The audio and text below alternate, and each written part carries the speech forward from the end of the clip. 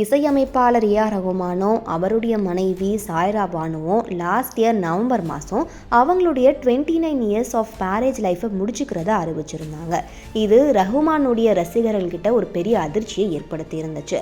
இந்த நிலையில் சமீபத்தில் ரகுமானுக்கு திடீர்னு உடல்நலக்குறைவு ஏற்பட்டு சென்னை அப்போலோ ஹாஸ்பிட்டலில் அனுமதிக்கப்பட்டிருந்தார். நீரிழப்பு காரணமாக சிகிச்சை பெற்றிருந்த அவர் டிஸ்சார்ஜ் ஆகி இப்போ வீட்டுக்கு போயிட்டாரு.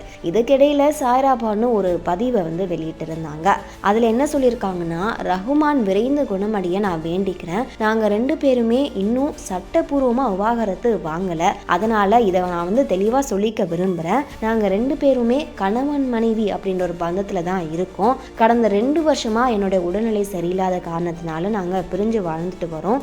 அவருக்கு எந்த வகையிலுமே நான் அழுத்தம் தர விரும்பலை. அதனால் என்ன ஏ.ஆர். ரகுமானுடைய முன்னாள் மனைவி அப்படின்னு சொல்ல வேண்டான்னு ஊடகங்களுக்கு நான் கேட்டுக்கிறேன் அப்படின்னு பதிவில் சொல்லியிருக்காங்க. நாங்கள் பிரிந்திருந்தாலும் அவருக்காக நான் இறைவனை வேண்டிக்கிறேன்னு சாய்ரா பானு அந்த பதிவில் தெரிவிச்சிருக்காங்க.